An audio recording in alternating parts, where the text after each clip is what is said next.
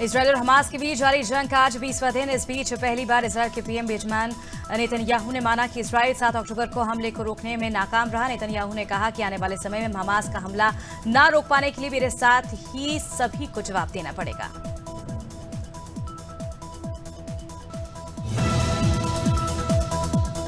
Canada के लोगों के लिए भारत सरकार ने एक बार फिर से वीजा सर्विस शुरू करने का फैसला लिया है। इंडियन हाई कमीशन ने बुधवार को ओटावा में कहा कि भारत 26 अक्टूबर से कनाडा में वीजा सर्विस को आंशिक रूप से शुरू करेगा। उन्होंने बताया कि फिलहाल सिर्फ 4 कैटेगरीज एंट्री, बिजनेस, मेडिकल और कॉन्फ्रेंस में वीजा के लिए अप्लाई कर सकेंगे।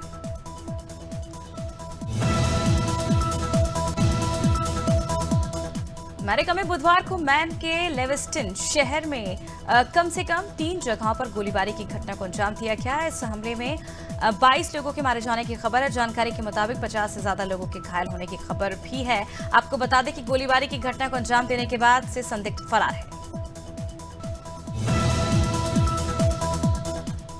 अयोध्या में रामलला की प्रतिमा की प्राण प्रतिष्ठा की तारीख तय हो गई है। 22 जनवरी को रामलला गर्भगृह में विराजेंगे। पीएम नरेंद्र मोदी कार्यक्रम में मौजूद रहेंगे। पीएम ने इसके लिए राम मंदिर तीर्थ क्षेत्र के निर्माण को भी स्वीकार कर लिया है। राम जन्मभूमि तीर्थ क्षेत्र के प्रतिनिधि मंडल ने पीएम मोदी को एक बार फिर से अयोध्या के लिए आमंत्रित किया, जिसे पीएम ने स्वीकार कर लिया।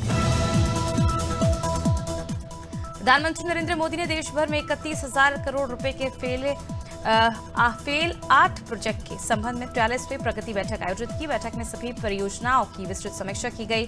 पीआईबी के मुताबिक ये सभी प्रोजेक्ट्स देश के विकास और तरक्की से जुड़े हुए हैं।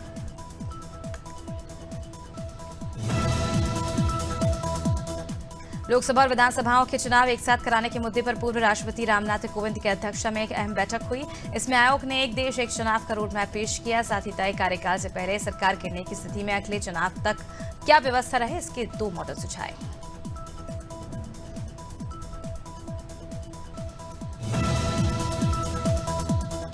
दूर दराज के इलाकों में नेटवर्क की समस्या होती है। इसे दूर करने के लिए प्रधानमंत्री मोदी ने डेडलाइन तय कर दी है। प्रधानमंत्री मोदी ने सभी विभागों से ये सुनिश्चित करने को कहा है कि पूर्ण मोबाइल फोन नेटवर्क कवरेज हासिल करने के लिए मार्च 2024 तक भारत के सभी गांव में मोबाइल टावर हो। पीएम मोदी ने ये बात प्रगति की बैठक में कही।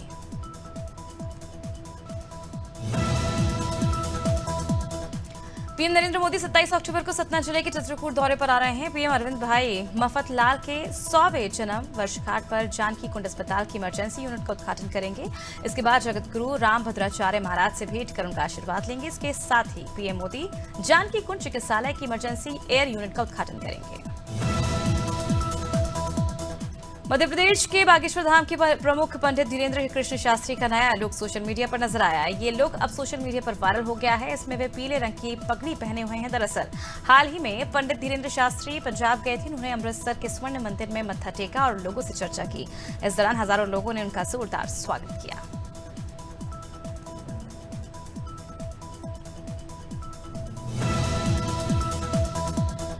बॉलीवुड की क्वीन कंगना दिल्ली में इजरायल के राजदूत से मिली। कंगना ने इजरायल के राजदूत नाओर मिगलोन से मिलकर अपना स्टैंड क्लियर कर दिया। कंगना हमास के साथ युद्ध में इजरायल के साथ है। उन्होंने सोशल मीडिया एक्स पर इजरायल के राजदूत नाओर गिलोन के साथ फोटो शेयर की है। उन्होंने कहा, आधुनिक रावण हमास पर विजय होगी।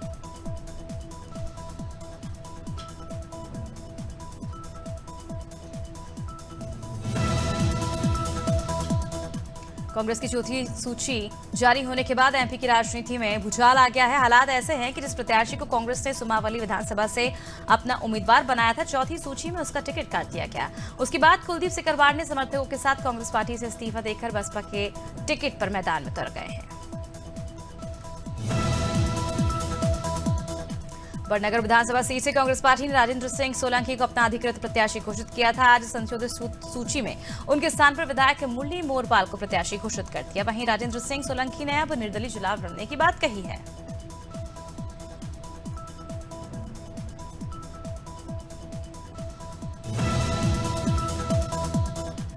छत्तीसगढ़ में आचार संहिता लागू है। नवगठित जिला खैरागढ़ छुई खदान गंडई में भी पुलिस सीमावर्ती क्षेत्र में चेक पोस्ट बनाकर वाहनों की जांच कर रही है। इसी बीच भारत रत्न सचिन तेंदुलकर की गाड़ी को भी खैरागढ़ पुलिस ने चेक पोस्ट पर रोक लिया है। इस दौरान सचिन तेंदुलकर ने भी पुलिसकर्मियों का जांच में पूरा सहयोग किया। नक्सली नेता के मारे जाने से बौखलाए नक्सलियों ने आज बीजापुर बंद का ऐलान कर दिया है। नक्सलियों की ओर से जगह जगह लगाए गए बैनर पोस्टर में बंद के दौरान स्वास्थ्य सुविधाओं को छोड़कर सभी प्रतिष्ठानों को बंद रखने की अपील की है। इससे पहले नक्सलियों ने जगदलपुर बीजापुर राष्ट्रीय राजमार्ग पर लगभग 1.5 घंटे तक अवरुद्ध किया।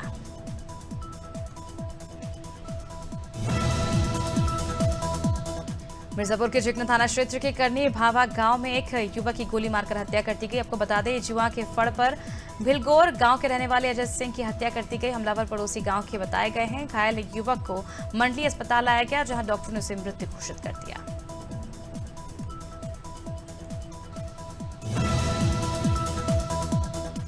बलिया में बदमाशों ने युवक के सर पर गोली मार दी। मामला दुबहर थाना क्षेत्र का है, जहां देर शाम बदमाशों ने एक युवक के सर में गोली मारी, जिससे वो गंभीर रूप से घायल हो गया। आसपास के लोगों ने उसे जिला अस्पताल में पहुंचाया। चिकित्सकों ने उसकी गंभीर हालत देखते हुए उसे वाराणसी रेफर कर दिया।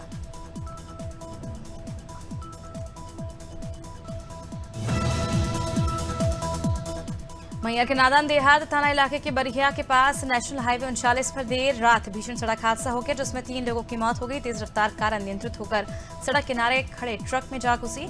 टक्कर इतनी जबरदस्त थी कि कार के परखच्चे उड़ गए और उसमें सवार 3 लोगों की मौके पर ही मौत हो गई।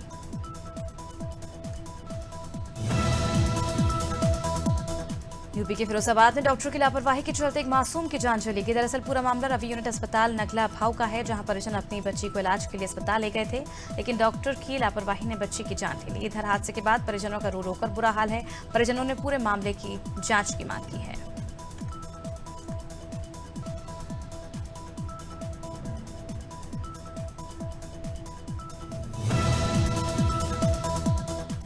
आगरा से ग्वालियर आ रही पातालकोट एक्सप्रेस की 2 बोगियों में आग लग गई। यात्री एक दूसरे पर गिरते हुए जान बचाकर भागे। महिलाएं, बच्चे और बुजुर्ग तक ने चलती ट्रेन से छलांग लगा दी। अच्छी बात यह रही कि चेन पुलिंग करने की वजह से ट्रेन की स्पीड धीमी हो गई। बताते कि ट्रेन का तीसरा और चौथा जनरल डिब्बा पूरी तरह से जल गया है। 10 से ज्यादा यात्री झुलस गए।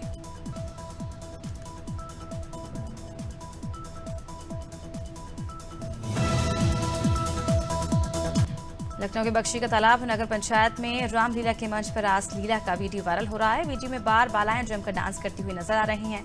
बता दें, बख्शी का तालाब में रामलीला का आयोजन हर साल किया जाता है, लेकिन इस बार मंच पर रामलीला की जगह बालाओं का डांस देखने को मिला। देर रात नियमों को ताक पर रखकर कार्यक्रम का आयोजन किया गया।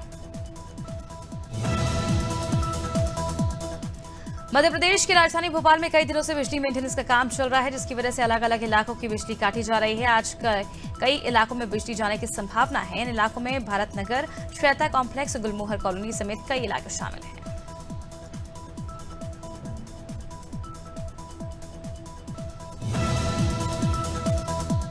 मध्य प्रदेश में गुलाबी ठंड का असर है। ज्यादातर शहरों में पारा 17 डिग्री के नीचे आ गया। हिल स्टेशन पचमढ़ी सबसे ठंडा रहा। मंगलवार बुधवार की रात में यहां का टेम्परेचर 12 डिग्री तक पहुंच गया। अगले 5 दिन तक मौसम ऐसा ही रहेगा, जबकि नवंबर के पहले सप्ताह से पारा और लुढ़केगा।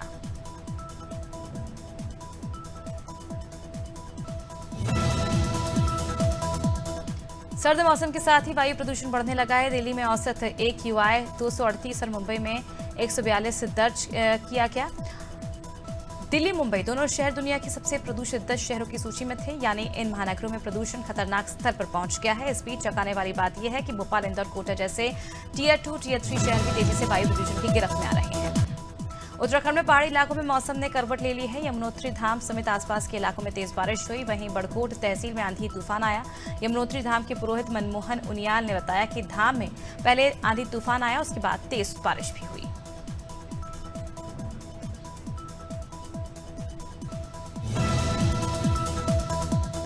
वर्ल्ड कप में आज 25वां मैच खेला जा रहा है। इस मैच में इंग्लैंड और श्रीलंका की टीम आमने सामने है। पॉइंट्स टेबल में इन दोनों टीमों की हालत खराब है।